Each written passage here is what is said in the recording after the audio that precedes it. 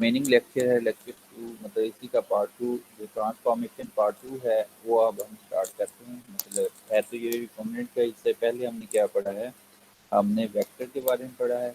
मतलब सबसे पहले हमने एक टूल को पढ़ा था, तो वो है जेल इलेक्ट्रोफोरेसिस। मतलब एक पार्ट है वो रिकॉम्बिनेंट डीएनए का हिस्सा है, अगर आपने कंप्लीट किया। फिर एक्चुअल रिकॉम्बिनेंट डीएनए में जो चीज़ें रिक्वायर्ड होती हैं वो था वेक्टर। वेक्टर को हमने पढ़ा कि वेक्टर जो होता है वो एक्स्ट्रा क्रोमोसोमल डीएनए होता है, उसकी कुछ यूनिक प्रॉपर्टीज हैं। मतलब ये कि वो सेल्फ रेप्लिकेट हो सकता है, उसके अंदर रिस्ट्रिक्शन साइट्स होती हैं, और वो एक्स्ट्रा जीन को या एक्स्ट्रा डीएनए को अपने साथ रिकम्बाइन भी कर सकता है और उसको कैरी भी कर सकता है। और उसके बाद हमने क्या पढ़ा था, रिस्ट्रिक्शन इंजाइम, मतलब वो इंजाइम जो कट कर सके। तो रिस्ट्रिक्शन एंजाइम जब होंगे तब ही हम प्लाज्मिड को भी कट, वेक्टर को भी कट कर सकते हैं और किसी जीन को भी कट कर सकते हैं। और दोबारा से कटिंग वाले जो हिस्से हैं हमारे जीन को और वेक्टर को आपस में मिलाएंगे तो हमारे पास जो न्यू डीएनए बनेगा वो हमारा रिकॉम्बिनेंट डीएनए होगा। उसके बाद आता है ट्रांसफॉर्मेशन। ट्रांसफॉर्मेशन ये है कि जब हमारे पास रिकम्बाइंड डीएनए बन गया, चाहे वो प्लाज्मिड की शक्ल में, चाहे वो जिस मर्जी शक्ल में, उसको हमने बैक्टीरिया में अब इंसर्ट करना है। ताकि इंसर्ट करेगा, जब बैक्टीरिया के अंदर जाएगा तो वो प्लाज्मिड सेल्फ रेप्लिकेशन करेगा। तो एक प्लाज्मिड इंसर्ट हो गया, रिकॉम्बिनेंट प्लाज्मिड, वो रेप्लिकेट होगा तो रिकॉम्बिनेंट डीएनए वाली जीन जो है वो उसकी मल्टीपल कॉपीज को बना देगा। मतलब बना देगा क्योंकि वो सेल्फ रेप्लिकेट कर सकता है। अब इसको समझने के लिए इस तस्वीर पे गौर करें। ये जो हमारे पास वेक्टर था, ये पहले सर्कल था, वो रिस्ट्रिक्शन एंजाइम ने इसको कट कर दिया।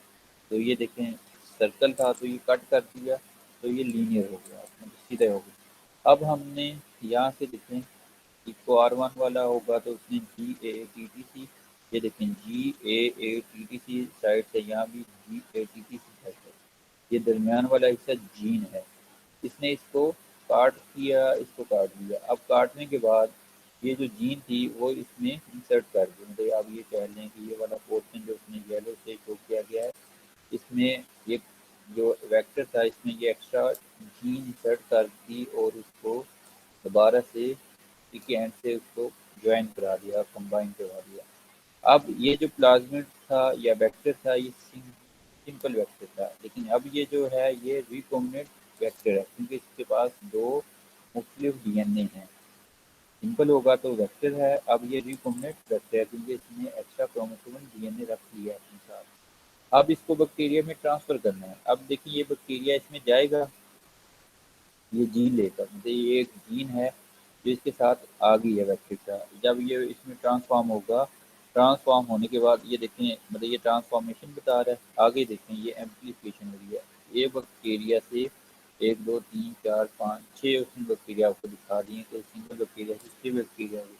ये सिंगल प्लाज्मिड था तो इससे भी आगे 6 प्लाज्मिड हो गए। अब ये सेल्फ रेप्लिकेट होगा तो ये जो जीन है जो येलो कलर से यहाँ दिखाई गई है, इसमें भी वो भी रेप्लिकेट करेगी। इससे क्या होगा, जो जीन थी उसकी मल्टीपल कॉपीज बन जाएगी। मल्टीपल कॉपीज तो बनेगी, मतलब जब प्लाज्मिड की तादाद बढ़ेगी तो उसकी मल्टीपल कॉपीज बनेंगी। तो इस प्रोसेस को जीन क्लोनिंग भी कहते हैं। मतलब जीन के आपने क्लोन बना लिए, सिंगल जीन की उसके आपने मल्टीपल कॉपीज बना ली थ्रू ट्रांसफॉर्मेशन। अब वेक्टर ने तो उसको नहीं पता उसने कौन सी जीन लेके गया है, वो जीन ले गया आगे, उसके खुद उसने रेप्लिकेट किया तो साथ वो वाला पोर्शन भी रेप्लिकेट होता गया। उस रेप्लिकेशन के बाद जो हमारे पास जीन की मल्टीपल कॉपीज आ गई, इसको हम ट्रांसफॉर्मेशन या रिकॉम्बिनेंट डीएनए, और साथ साथ हम इसको जीन क्लोनिंग भी कह देते हैं। अब देखिए इसमें स्टेप्स जो हैं, पहला स्टेप क्या है कि आपने ऑर्गेनिज्म को चूज करना है। स्टेप से मुराद ट्रांसफॉर्मेशन में जो स्टेप है, सबसे पहले आपके पास एक ऐसा ऑर्गेनिज्म हो जो वेक्टर को, प्लाज्मिड को एक्सेप्ट कर सके और उसको आप आसानी से ग्रो कर सकें, जिसकी आपको ग्रो करने के अलावा आपको उसकी कंडीशन का भी पता हो, और वो आपको ये भी पता हो वो पैथोजेनिक है या नॉन पैथोजेनिक है। अगर पैथोजेनिक होगा तो आप उस पर काम नहीं करेंगे, बीमार हो जाएंगे। लेकिन अगर नॉन पैथोजेनिक है तो वो तो आपको पता होगा। तो सबसे ज़्यादा जो यूज़ होता है वो इकोलाई है। ये जो आपको स्ट्रक्चर नज़र आ रही है वो इकोलाई की है। इकोलाई आपको पता है, आप भी अभी से छोटे होते लेकर अभी तक पढ़ते आ रहे हैं। इकोलाई जो है बैक्टीरिया बहुत ज़्यादा स्टडीड है, और ये है भी सिंपल सा, मतलब ये सिंपल इस तरह है कि इसकी न्यूक्लियर मेम्ब्रेन भी नहीं होती। ये अंडरस्टूड सी बात है, ये प्रोकैरियोट्स में आता है।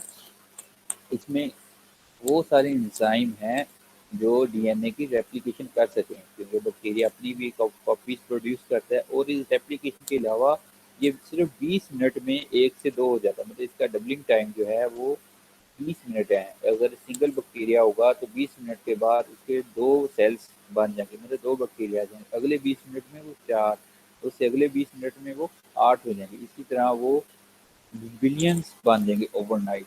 और ये एक्सपेंसिव नहीं है, मतलब इसके लिए एक्सपेंसिव से मुराद ये इनएक्सपेंसिव, मतलब सस्ता है।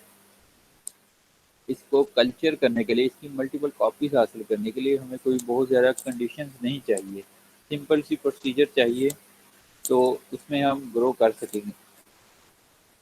तो ये, और इसमें ट्रांसफॉर्मेशन भी बड़ी आसानी से हो जाती है।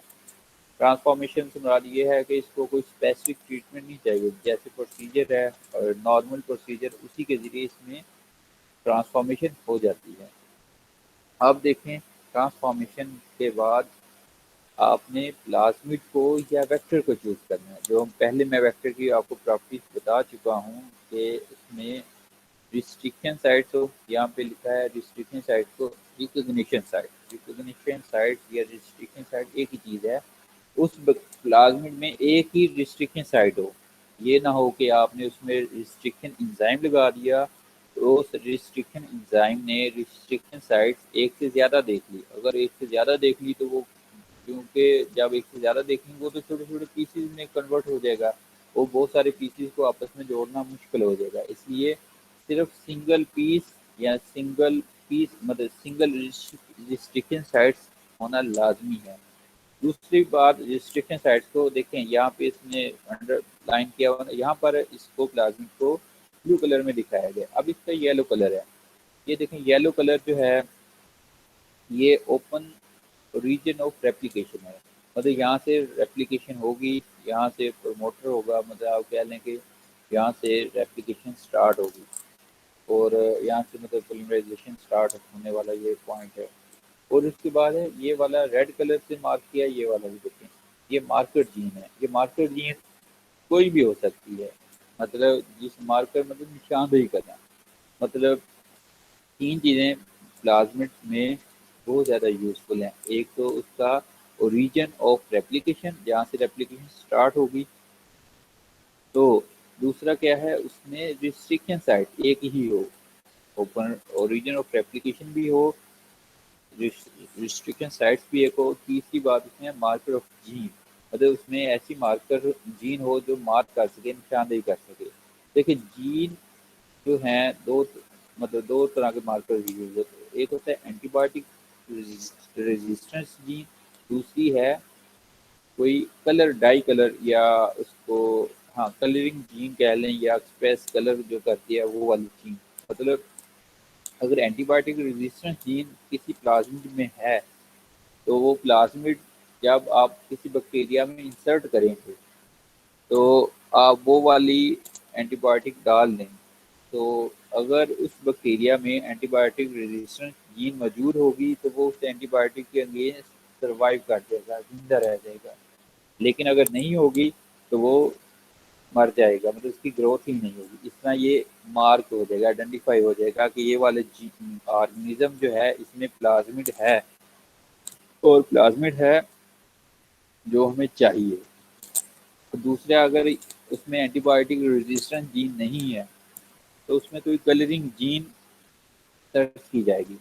तो जैसे जीएफपी प्रोटीन हमने देखा था, ग्रीन फ्लोरेसेंट प्रोटीन, वो क्या थी, जेलीफिश में मौजूद थी, ज़ेब्रा फिश में नहीं थी। हमने जेलीफिश से काट कर उसको ज़ेब्रा फिश में ट्रांसफ़र किया। जब हम यूवी में देखते थे वो ग्रीन फ्लोरेसेंट प्रोड्यूस करती थी।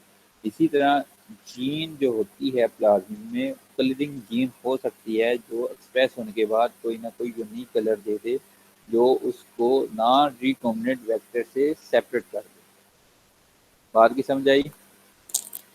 फिर इसके बाद है तीसरा स्टेप कि अब हमने रिस्ट्रिक्शन एंजाइम भी हमारे पास है, हमारे पास वेक्टर भी है, हमने उसमें जीन भी इंसर्ट कर ली। मतलब उस रिस्ट्रिक्शन एंजाइम को कट करने के बाद वेक्टर को के साथ हमने जीन भी जोड़ दी, आप कह लें स्टिकी एंड पे हमने इसको कंबाइन कर लिया। अब कॉम्बिनेशन के बाद नेक्स्ट स्टेप जो है ना, इस वेक्टर को, जो रिकॉम्बिनेंट वेक्टर है उसको आगे ट्रांसफ़र करना है। वो ट्रांसफॉर्मेशन के लिए उसके प्रोसीजर हैं। देखें, एक प्रोसीजर सिंपल सा है, इसको कैल्शियम क्लोराइड से ट्रीट कर दें। जब हम कैल्शियम क्लोराइड से ट्रीट करेंगे तो जो इसकी सेल मेम्ब्रेन है बैक्टीरिया की, उसमें फॉस्फोलिपिड जो होते हैं वो सोफन हो जाते हैं। इसमें पोर साइज जो है, जो पोर साइज है वो मतलब इम्प्रूव हो जाता है, साइज बढ़ जाता है, जिससे प्लाज्मिड आसानी से मूव कर लेगा।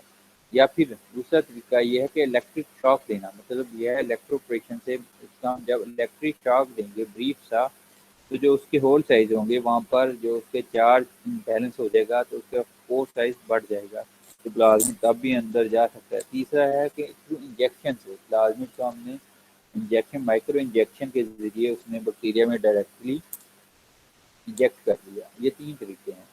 तीनों तरीकों से जो भी होगा, प्लाज्मिड जब बैक्टीरिया में जाएगा, जैसे हमने जीन क्लोनिंग पढ़ा था, जब ये इसमें जाएगा बैक्टीरिया, अब ये सिंपल बैक्टीरिया नहीं रहा, बल्कि इसमें वो अब ये वो बैक्टीरिया जिसमें ये एक रिकॉम्बिनेंट डीएनए है, मतलब ट्रांसजेनिक डीएनए भी कह सकते हैं। अब ये जो डीएनए जो है अब इसमें है, बैक्टीरिया रेप्लिकेट होगा, ये भी रेप्लिकेट होगा, मल्टीपल कॉपीज इसकी बनती जाएंगी, इसका जीन की मल्टीपल कॉपीज आ जाएंगी। तो हम इसको क्या कहेंगे, पीछे बताया था मैंने, इसको हम जीन क्लोनिंग कहेंगे। तो इसके बाद हम इसको, आपको पता है एक ग्रिफ्ट मॉडल से, एफ फ्रेडरिक ग्रिफ्ट कोई साइंटिस्ट था जिसने इस पे माउस पे एक्सपेरिमेंट किए थे कि ये विरुलेंट है, ये नॉन विरुलेंट है। उसने एक्सपेरिमेंट किए थे, उसमें वो क्या करता था कि रिकॉम्बिनेंट एंटीबायोटिक रेजिस्टेंस जीन इसमें जाती है या नहीं जाती।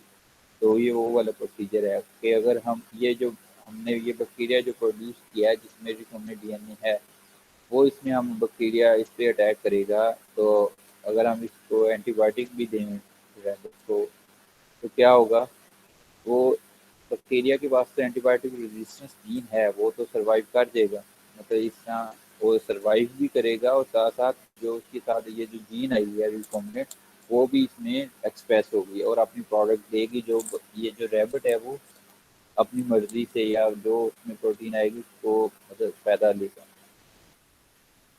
अब है plate transformation on appropriate media, मतलब इसका ये है कि ये स्टेप तो मैंने एडिशनल बताया। जब हमारे पास ये बैक्टीरिया आ गया, इसमें ये प्लाज्मिड इंसर्ट हो गया, उस इंसर्शन के बाद बैक्टीरिया ने ग्रो करना है, ऐसे तो नहीं एयर में ग्रो करते रहना।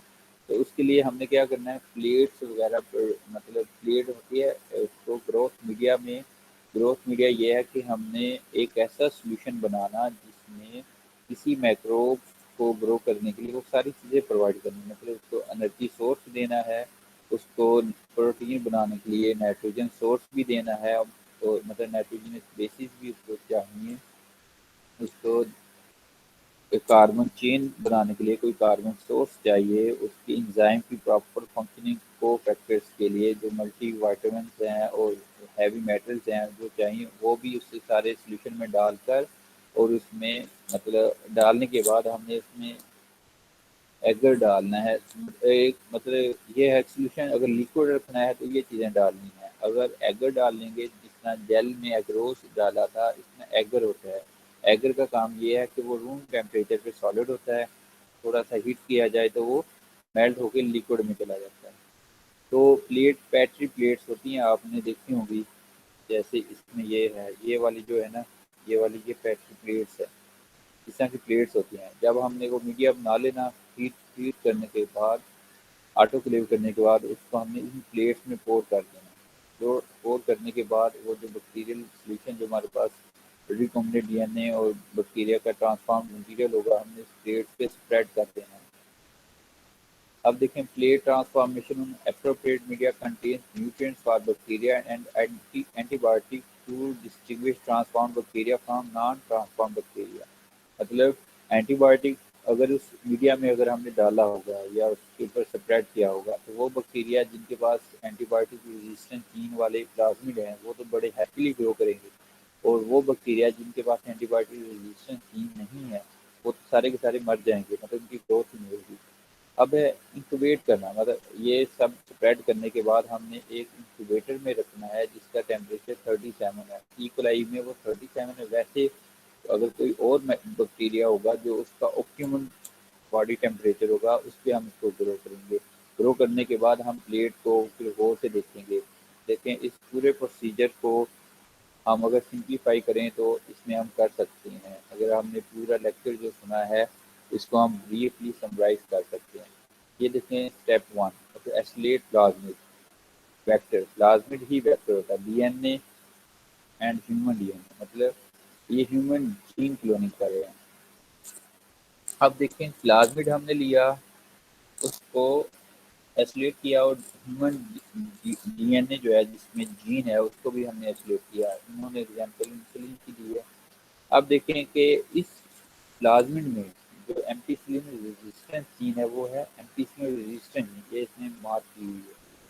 अब ये देखें इसमें रिस्ट्रिक्शन साइट्स हैं, कितनी है, इको R1 है, SM, ये सारी रिस्ट्रिक्शन साइट्स हैं, मतलब इसमें 1 2 3 4 5 साइट्स हैं। अब हमने इस इको R1 को यूज़ करना है तो हमने ये देखना है कि इसमें एक ही इको R1 की रिस्ट्रिक्शन साइट्स हैं, अगर एक से ज़्यादा होगी तो मसला हो जाएगा। अब देखें ओरिजिन ऑफ रेप्लिकेशन, मतलब इसमें ओरिजिन ऑफ रेप्लिकेशन भी है जहाँ से ये अपनी आगे ये रीजन हो, मतलब यहाँ से रेप्लिकेशन स्टार्ट होगी।